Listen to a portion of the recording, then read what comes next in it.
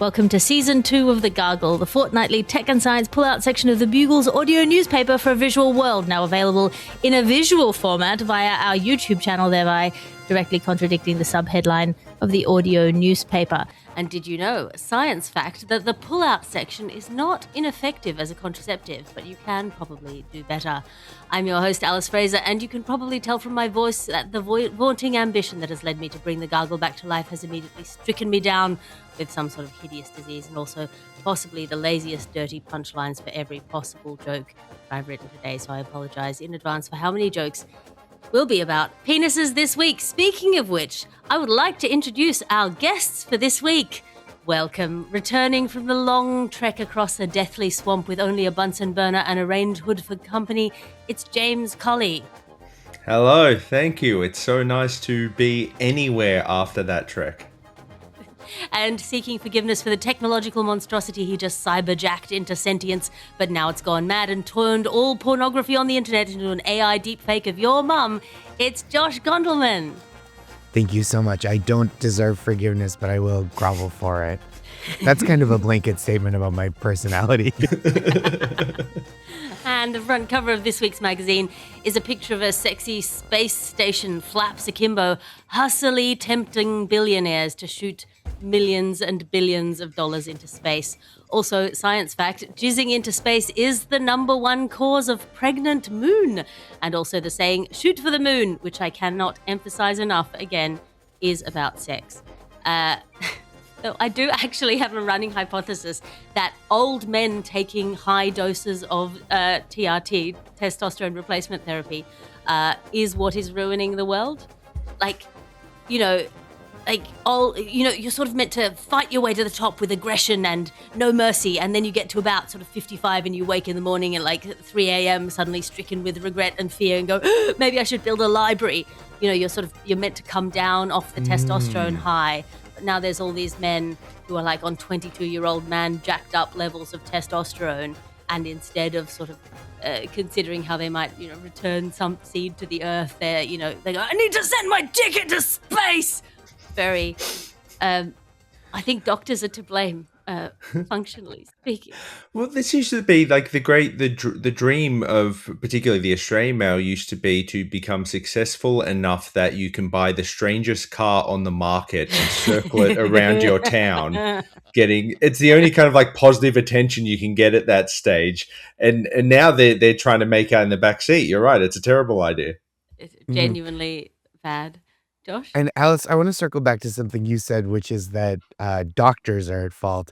And I don't know if you know this, doctors are the number one cause of knowing that you have cancer. Without doctors, you would just be like, oh, that's weird, and go about your day. And so I do think doctors are to blame for a lot of things. I'm not sure if I've told you this, but I like something that like really undid any good. There was a big push in my town for a Doctors Without Borders run, and I like put a donation in and I signed off each one with get yourself some borders, which I feel like undoes any positive of the actual charitable contribution. Because if it wasn't that funny, I wouldn't have done it. If I'm honest, I only donated for the joke. I believe we have a new charitable outreach program. Instead of charity muggers on the street, just stand-up comedians. I take it back immediately. I'm contemplating this. It's a terrible idea. The headlines of this week, in a world where any given explosion could be a terrorist attack by disgruntled Reddit investors or a gender reveal party gone wrong, an environment of political discourse laden with so many straw men, it's got to be a fire hazard. We are the orally penetrative or glossy magazine to the Bugle's audio newspaper for a visual world. The headline this week, the front cover, is a picture of pervert Andrew Mountbatten Windsor hideously deepfake mashup with beauty influencer Tati Westbrook, and the monstrous chimera thus created is saying, and you did it on my birthday, which is only funny to the people who are into 2016 beauty YouTube scandal culture and also royals being arrested for general sex crime related grossness. Top stories this week.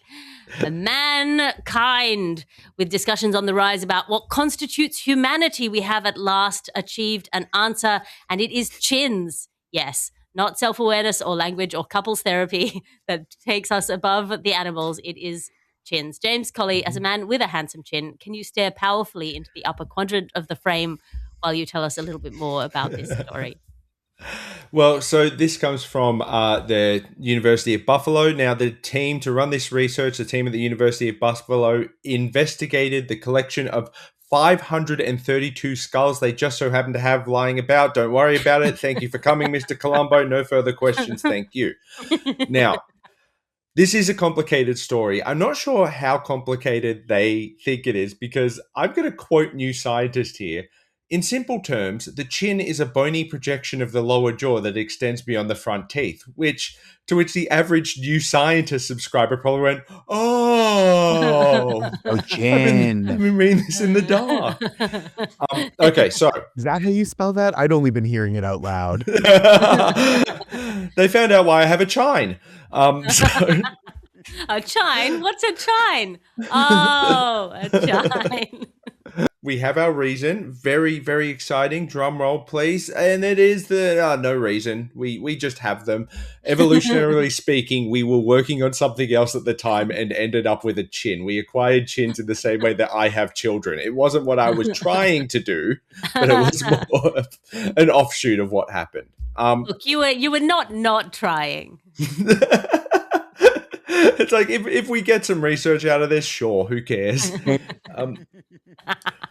But I think and Alice, you're similar as the owner and operator of a 4-year-old child. Like you can assure the question, why do we have chins, was going to come up sooner or later, and to be able to confidently answer, don't worry about it, watch TV, is going to be really helpful for me. I tried to take a couple of punts at it for us. So none of our close relatives have chins. The simple scientific reason for this is that apes and other hominids do not have a soul and therefore cannot wear a soul patch. And so without the soul patch, there's simply evolution steps in and doesn't allow it. And as Homo sapiens evolved and slowly gained consciousness, football allegiances, acoustic guitars, hacky sacks, and penny farthings, there was suddenly a plethora of reasons we would need to be punched square in the jaw, and therefore nature provided one. So that's my theory of why it's happened.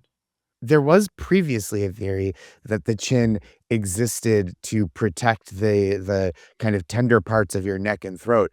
But all that really means is it's way more likely for your face to get up if someone swings on you. Just a real pointy part at the bottom of your face to land an uppercut on.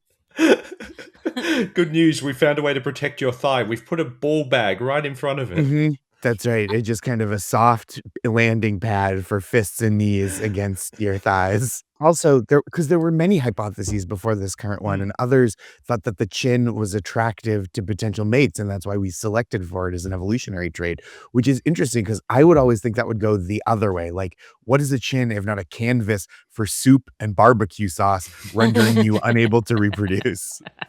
I would say as an exposed chin haver, like to me, it gives me more the affectation of a cartoon bulldog than it has ever any kind of prowess or indication. I am glad that this research has come out because it gives me something to point to when in conversation with my aforementioned 4-year-old.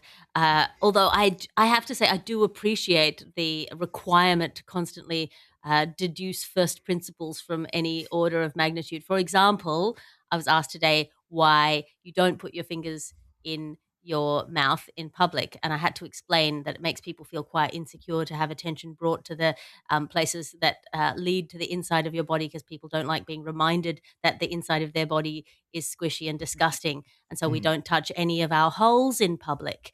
And I feel like I can stand behind that as a principle. That's not bad at all. Yeah. Yeah, makes you better for me because I would have gone with it's yuck.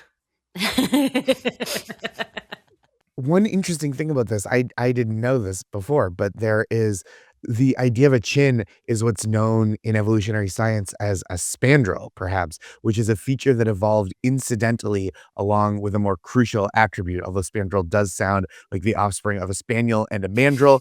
Who knows where they met? And it seems like the chin might be a result, right? It's not like we need a chin, but it's because that's what comes along with our upright posture, large heads and small teeth, which is so funny to me to think about, like when you talk about a leading man in a movie having a strong jawline, what we're also impressed by are his itty bitty baby incisors. Which I don't know, it's so fun, and it's also, like, the idea of it makes me think that, like, maybe celery only exists because we also have, buffalo wings and blue cheese dressing. I just love the thought of being like, oh, that Gregory Peck, that Cary Grant, neither of that. They were soup only people. You've got to look at it.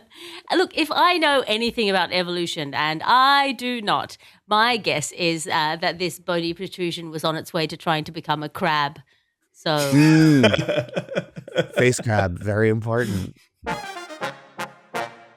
And that brings me to a chocolate tempest in a normal teacup. This is the news that the grandson of the Reese's family fortune has accused Hershey of degrading his ancestral family's chocolate, making it, quote, not edible, end quote. Josh Gondelman, you are living in the loading screen of the ruins of a once great empire. Can you let us know more about this story? Thank you for the credit you gave to the past of the United States of America. Yes. So in a letter to Hershey's corporate brand manager, the grandson of the inventor of the Reese's peanut butter cup alleged that the company is hurting the Reese's brand. Hershey's now owns Reese's and is hurting the Reese's brand by using inferior ingredients. I say grandson, but he is 70 years old, and there should be a different word for an old man who's someone's son's son, technically. But you already knew he was 70 years old from the fact that he sent a candy company a letter. He's upset that the Hershey's company has started using lower quality milk, chocolate, and peanut butter, and those are the key ingredients in the flagship peanut butter cup. If you replace all of those things with other ingredients but keep it in the same shape, you have what I would call a real ship of Reese's situation on your hand. Cup of Reese's, it doesn't make sense either way. Hershey has acknowledged that it changed the formula for some Reese's products. They've stopped claiming that the cups contain milk chocolate, which has a specific compositional ratio, and now they say peanut cream instead of peanut butter. And at this point, they might as well go ahead and call them peanut-scented cups or brown smudge-covered allergen paste. Brad Reese, who's the name of the grandson, which Brad, great-grandson name, often quotes his grandfather's philosophy. Give them quality. It's the best advertising, which is kind of a beautiful way to approach commerce. Yeah. Although it does feel a little old timey. Nowadays, the best advertising seems to be see if Matthew McConaughey is available or slightly change the words to a Backstreet Boys song since they appeared to need the money. Even more unfortunately, this dispute has done nothing to clear up the company's long-standing controversy over whether it's Reese's Pieces or Reese's Pieces, and we may never know. I mean, the degradation of the process of providing consumers with a product has become wildly extreme. I'm glad that people are noticing. Yeah. The nature of modern capitalism is that soon all chocolate will become a subscription to the option to buy chocolate as a monthly service. And then the base product will become so adulterated you'll have to up your subscription to the option to buy chocolate that doesn't taste like shit. And then they'll start replacing every fourth square of non-subscription service chocolate with actual human or rat feces. And the people at the higher subscription levels will get to place bets on when their poorer friends and family go, what the is that? And you can make your fortune. The entire American economy then will become based on you can bet online whether your chocolate subscription will actually arrive or not. I actually own a .png of the part of the forest that the chocolate would have been gotten from if they could still produce chocolate or forests. I found there were parts of this that I became obsessed with. Mr. PC, as mentioned, penned his letter on Valentine's Day, a Valentine's Day LinkedIn post, which Hemingway eat your heart out. Like, for sale baby shoes. Here are 6 lessons I learned about managing a team by selling my baby and its shoes. I never got why that was a sad story. People give you heaps of baby shoes that your child will never wear. Babies don't need shoes. They can't walk. I have desperately wanted a shoe store to say, for sale, comma, baby, shoes never worn. Also, if you think about it as coming from a store in that way, then it's like, well, then it's not sad at all. You don't expect someone to have worn the baby shoes in the store. That's like the condition of a store.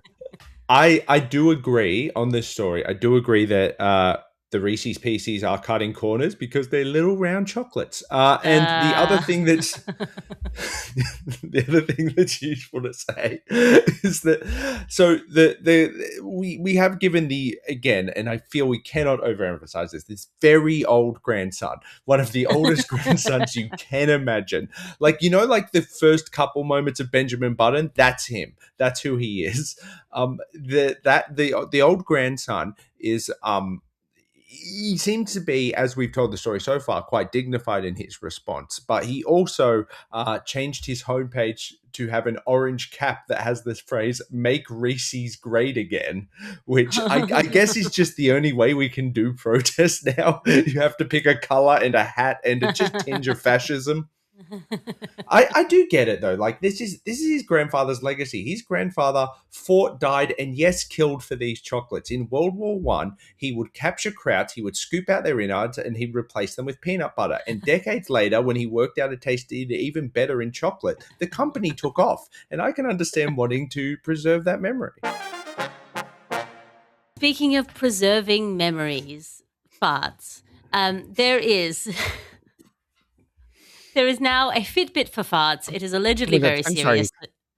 I'm getting word that you just won the Nobel Prize for segways. That is a science story. As some of our science stories looks like they're going to be very funny, but actually they're quite serious and important. So this story about farts. James Colley, because of your gourmand super taster connoisseurship interest in this area, you are our farts correspondent. Please tell us a little bit more about this story. I'm also the scientist on the... Okay. I do have my science degree. And if you want to know its worth, it is literally at this moment in a box holding up my laptop, which is about as much use as I've ever gotten out of it, but it's there. Every time I come on the Gargle, I am forced to once again explain that I do not hate science.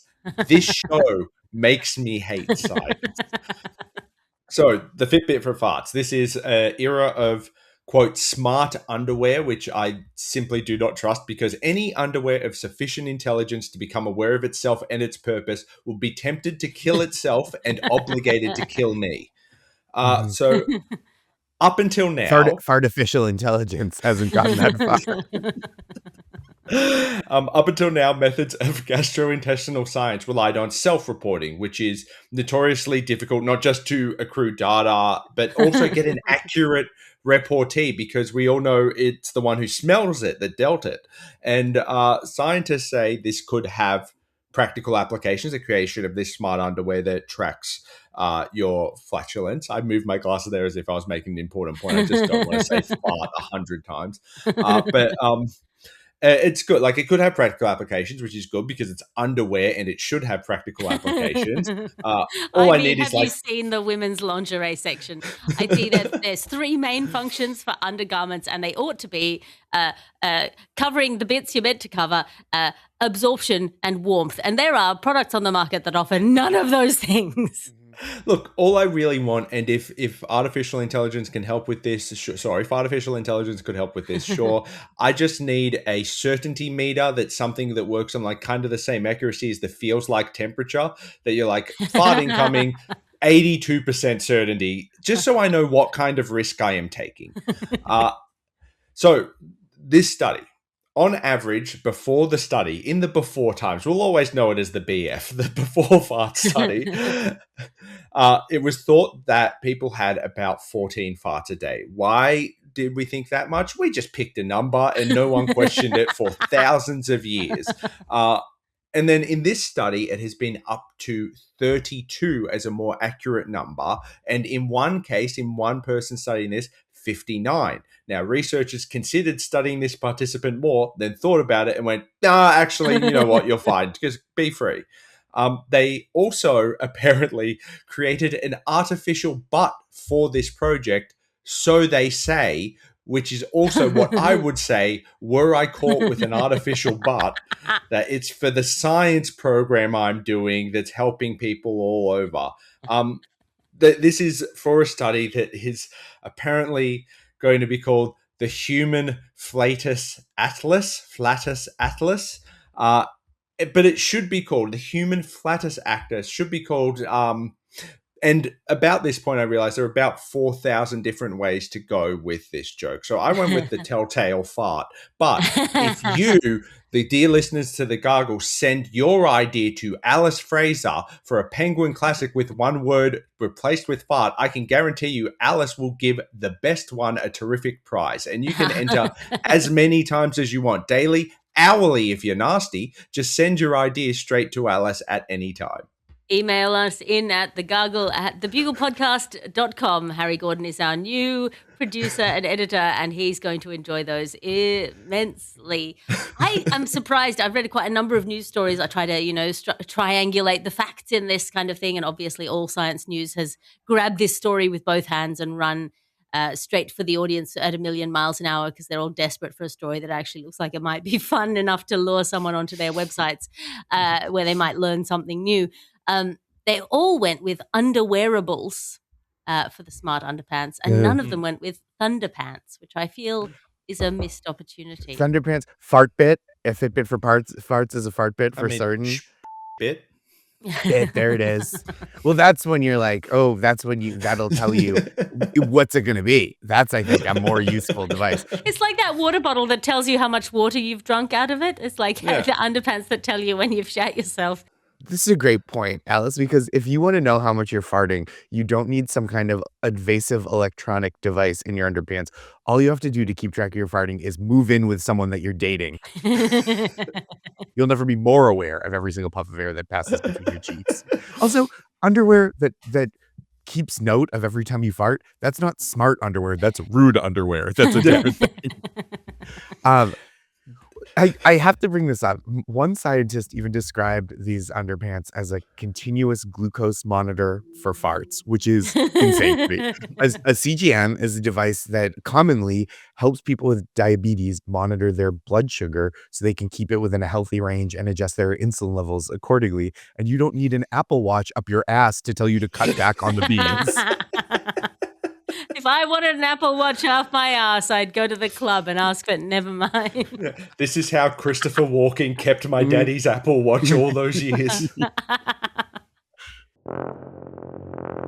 Time for your ad section now, because you can't be what you can't buy. You can't buy happiness, but you can buy ads. And while that won't fill the hole in your soul, it will make you feel like maybe the hole's a feature and not a bug. New from Dwayne "The Rock" Johnson, the making of Young the Rock, a documentary about the making of his sitcom/biopic/pre-presidential PR vehicle and associated merchandise, including his energy drink, his alcohol drink, his getting knocked down and getting back up again drink, and a scale model of all his biceps for all your household biceps needs. And what do you do when you're all alone in your neighborhood and you can't drive but you're going somewhere good? Who are you going to call? Ghost buses. Can we talk about Ghostbusters for a while? It was that or bringing back the long beloved staple of the Gargle ad section, which was goat butlers. So, you don't want to know. So is it a bus with unfinished business that never completed its route? Yes. Now, is it a bus made out of ghosts or is it a bus only for ghosts? What combination of those? It's just a normal bus, actually, because all buses are full of ghosts. Sorry to break it. Wow. I feel like buses, like ghosts can't drive, but they do need to get about their unfinished business. And there isn't a bus in the world that wasn't the place of a terrible tragedy. So well, that's surely... what I was thinking. I thought you were saying, I was like, grow up. Every bus had someone die on it. That's how they make them go. They sacrifice someone. And that brings us to our last two stories of this week's episode of The Gargle. Reading red flags. This is in our arts science section, which is that there is now a new kind of red flag that The idea that if you ask someone what they're reading and they tell you certain books, it puts up a little whoop, whoop, whoop signal in the back of your head that they may not be the kind of person you want to be hanging out with. Josh Gondelman, you live in New York, a city full of dreadful people. Can you tell us a little bit about red flags? But before you do, bear in mind, for the context of this bit, I did live in New York for 1 year, and I did once go on a date with a person who made an excuse when I arrived to pick them up from their apartment block that made me go up to their apartment block so they could leave me in the hallway for 10 minutes so that I could look at the expensive artworks that they had in their apartment. How do I know the artworks were expensive? Is it my brilliant eye for value in modern art? Is it they'd left the price tags on? They had left, presumably, as I don't think artworks are delivered with the price tags on, put some price tags on their artwork, which if it were art, if they were doing that as art, would have been quite good art, but as it was not art, was awful. Right, that's right. That's right up there with duct taping a banana to the wall as kind of a piece of commentary on art. The only time I would want to see a price tag on art, which I've never even heard of before, unless you get it at some kind of yard sale or flea market and it says like $4 and you're showing off what a good deal you got, and that's up my alley. If you're like, look at this Picasso I got for $9. That's fun to me. There's become this kind of meme logic idea that reading certain books is not just a red flag because of what's in the book. It's the person outside the book that's the problem, right? You're kind of showing off you're trying to project a certain air about you. It's a performance. To which I say, I don't know if you've ever watched a performance of any other kind. This is very subtle to sit silently and read. I would not call this performative reading. Performative reading to me, you're taking out a jeweler's loop. You're going like, persnickety, interesting. Then you're pulling a dictionary out of your bag, licking your finger, turning each page individually. It seems like we're making up categories to dump kind of individual annoying behaviors into. That's my thought. I think, and it's also like it's kind of like what we would call a few years ago, people would say like, oh, lit bro, like we're talking David Foster Wallace, that kind of thing. To me, any book that tells you how to be good at business that's to me a red flag. Any business book, because to me, all that a be good at business book is the only ways to be good at business under American capitalism at this point are mistreat your workers, accept money from the government, and then forsake the government as an entity for leeches to suckle off of. So if you are reading that kind of book, the other like 300 pages are just a guy convincing you that he's not a monster, and that is a red flag to me. Well, also, in America, the idea of being successful in business in a book is just a book that tells you how to be born as the grandson of someone so prominent that you're still referred to as a grandson in your 70s. But also, I think it troubles me, the idea that reading something is a red flag. Perhaps if you say that's your favorite book, it's the book that you kind of identify yourself most with, that might be considered a red flag. But how weak do we think people's personas are that the reading of a book that contains some repugnant ideas is going to completely disintegrate their personality and reform it as the worst possible kind of person? I sort of dislike that as a, I've read Ayn Rand and I feel like I'm still fine, It's not a book with a philosophy you disagree with that's going to ruin your whole personality. It's a podcast. A podcast will do that to you. That's it. Any self-help book written by someone who also has a podcast is a red flag to me.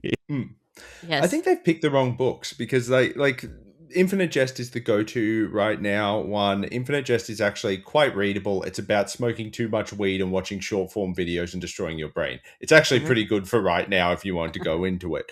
I do love when tech bros go into not just reading business books, but reading The Art of War, which is very much about horse maintenance. Like, so much more of it is about horse maintenance than anything that's going to help you in any actual boardroom. I was trying to think, because I've got I've got my bookshelf either side of me. I've got would say eclectic collection of stuff that could be various. Almost every book could be its own kind of red flag or not red flag. I was trying to think of like what would definitely be if you are reading an A3 large print copy of a vexillology book and have gone to the Vietnam section, that's a massive red flag, but you do get a gold star. But I would say the only one I can land on from my whole book collection that I would say that is a definite red flag, and I would not want to speak to the me that owns this, is Bono on Bono, the collection of Bono's thoughts about himself from various interviews with Bono about Bono. And I would say, you're welcome to take that at face value. Carry on. That's understood. I shouldn't read it on a train. I get it. Back in my day, the infinite jest was called "This Is the Song That Never Ends," and it'd get you bashed in the schoolyard. But I thought you were going to say Bono on Bono is a collection of his tasteful erotic photography. It's also like, look, people just, especially in this country, just don't read books. So like if someone's reading a book, it's like, hey, good for you. You're ahead of the curve. Unless you are actually making a performance out of reading like you're like, oh, it still counts. And you're sitting there at a bar going, oh, green eggs and ham. What will they think of next? Josh, you need to know a great bit of Australian law, which is that one of our most successful writers ever, a man named Matthew Riley, who there's an explosion every chapter. Bloody, it's great. Dead lit.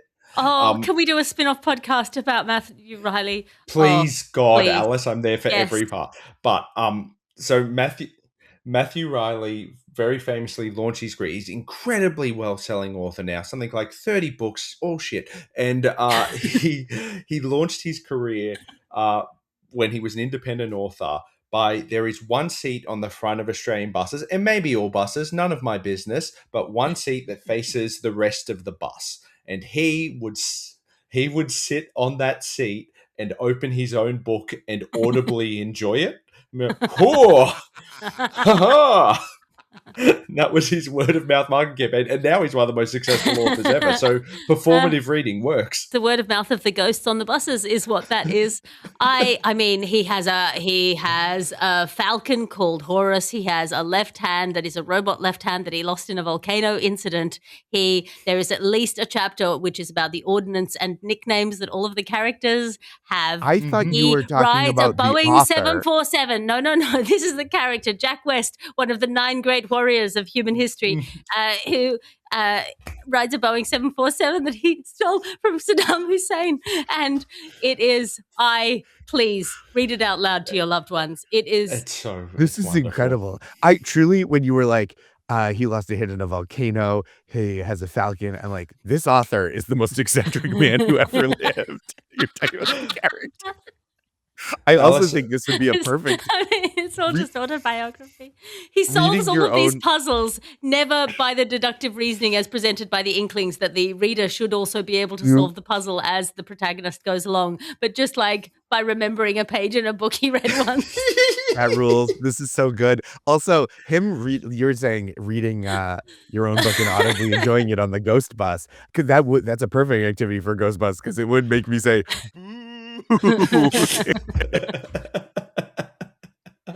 It's a kind act to the ghosts who can't read, who can't turn the pages.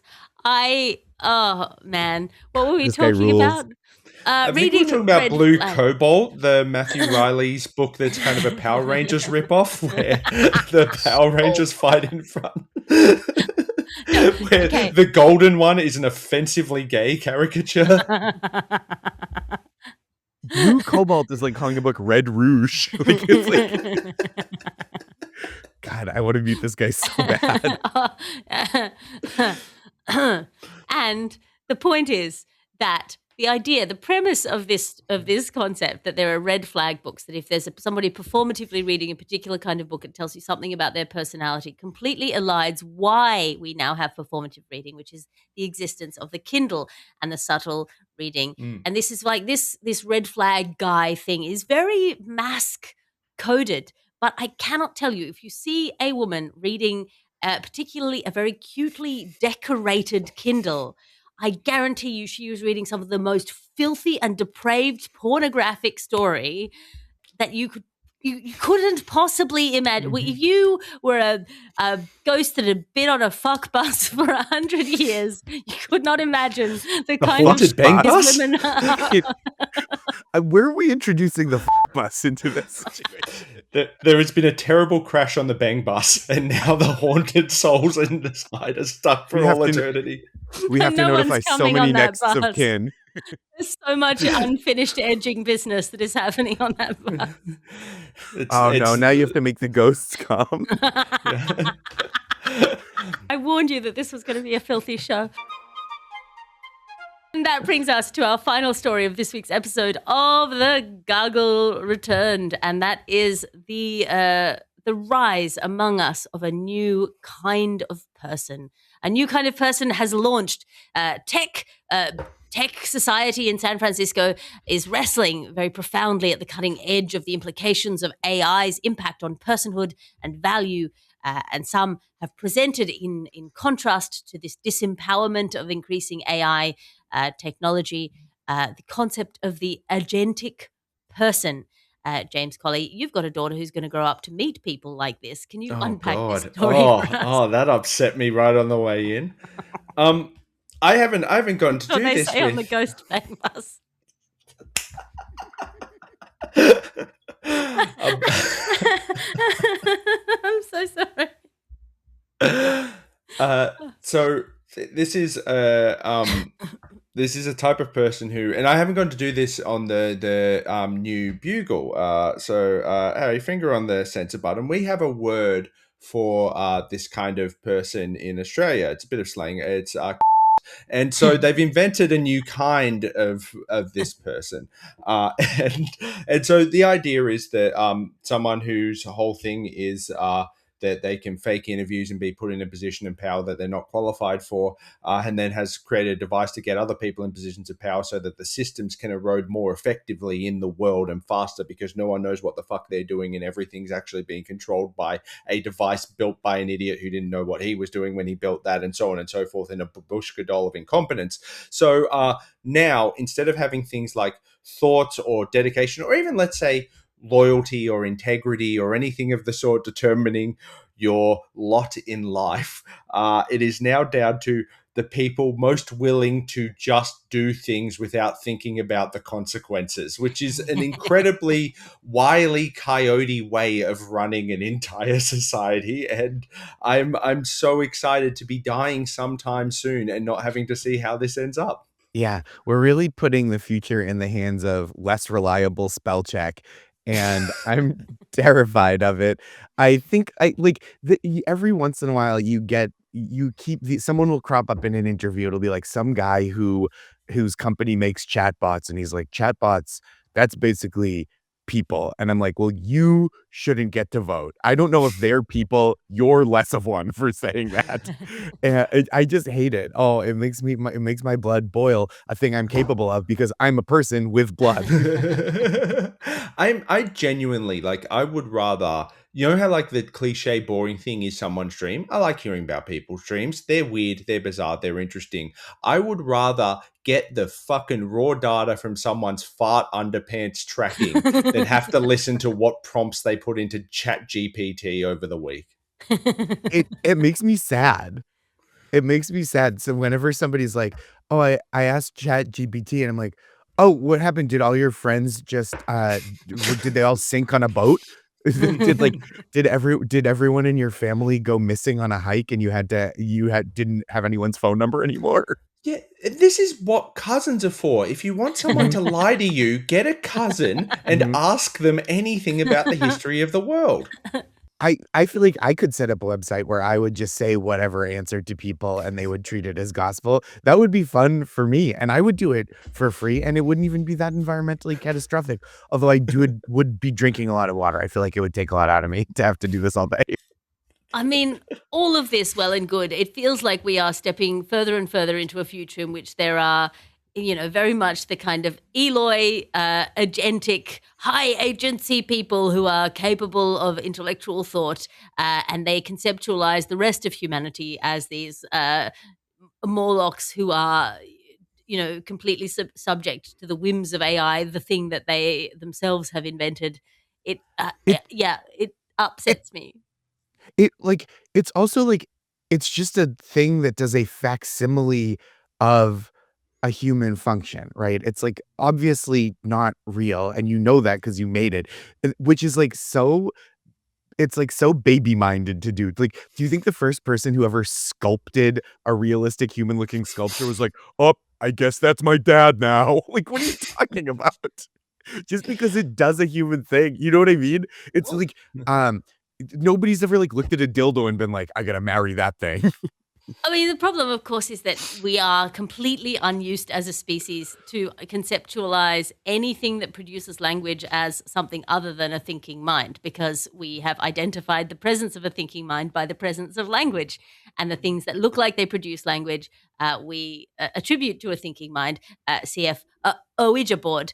Um, so it's very hard for us to have something that talks to us and not think of it as a person. But I did see somebody on a podcast say it's the combined sum of all human knowledge, which means it is basically God. And I don't know how to tell him uh, that if your idea of God is just people thinking together, like it's the whole point of God is not that, like it that is Mhm. beyond the sum of human comprehension. And look, I don't believe in God, but if I'm believing in a God, it's a better God than ChatGPT. It's better than every person going. Also, all human thought combined, that means it's like, at best, 49% wrong. Mm.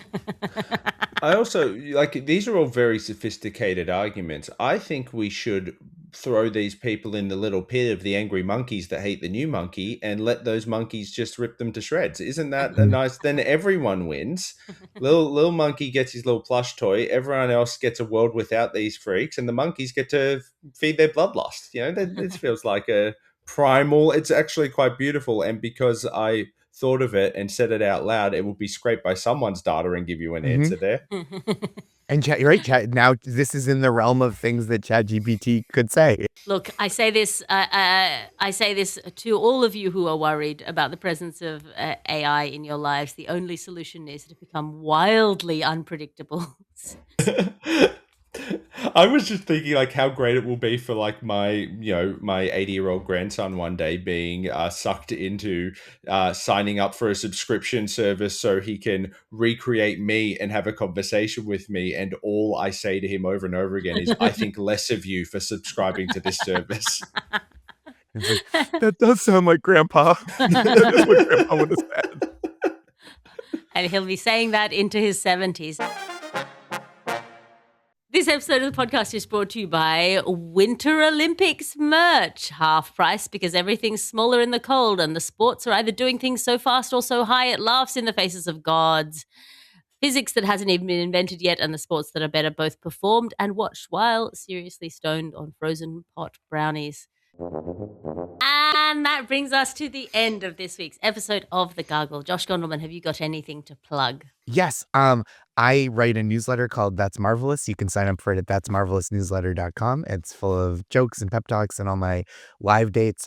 People in the US, I'm going to be in Los Angeles on March 28th, Cincinnati on April 10th, 11th, Washington, D.C. on the 12th, and then Bristol, Kentucky, the May 29th and 30th. I think that's all the road stuff I have on the book so far. I'm sorry if I missed anything. I'm also sorry that I said so many things. No, do not apologize. James Colley, where can people find you?